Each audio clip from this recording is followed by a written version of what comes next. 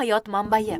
Suvsiz hayotni tasavvur qilib bo'lmaydi. Suv inson hayoti, tirikligimiz manbaidir. Odam och qolib bir necha kun yashashi mumkin, lekin suvsiz uzoq yashay olmaydi. Kundalik hayotimizda ham suvning ahamiyati va xizmati nihoyatda katta. Atrof muhitning tozaligi, havoning mo'tadilligi, o'zimizning orastaligimiz ham suv tufaylidir. Bizga yosh kattalarimiz dengizni yonida tursang ham bir tomchi suvni uval qilmagin, isrof qilmagin deb uqtirishgan.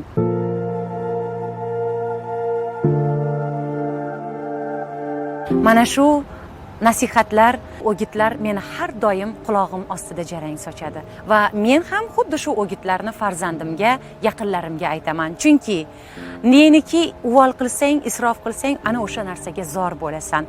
Haqiqatda shunaqa ekan.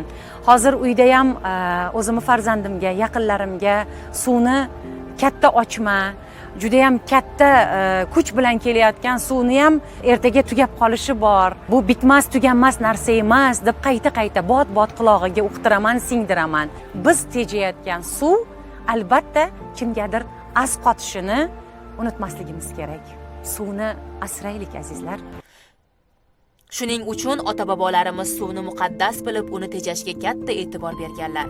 Hozirgi kunda suv tanqisligini e'tibor qilyapsizlarmi?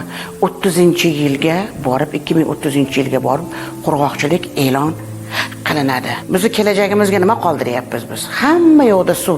Ko'rib turib indamagan ham shayton deydi. Shu suvni oqayotganini ko'rib turib indamay o'tib ketishimiz ham shaytonning ishi. O'sha zarar ko'landalikning bir turi. Menimcha hozir hammamiz har tomchi suvni tejashimiz kerak.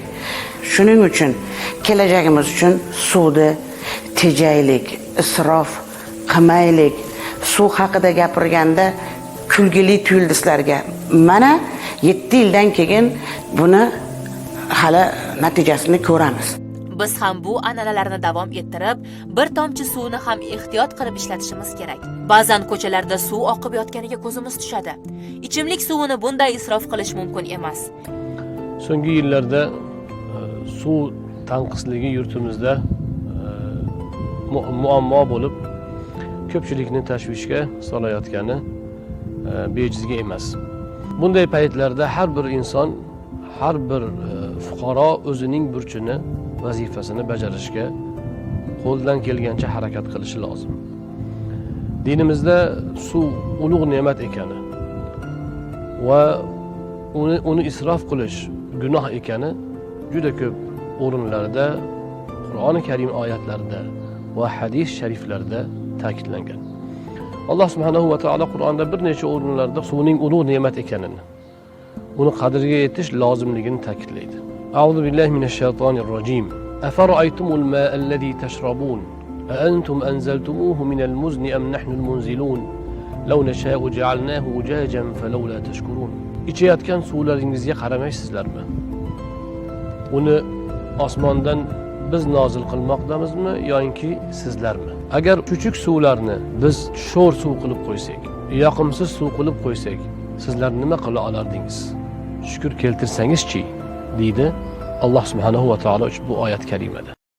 Yer yuzida ichimlik suvi kamayib borayotganligini hech kim esdan chiqarmasin. Suvni hamma tejab ishlatsin. Ariq va anhorlarga chiqindilar tashlanmasin.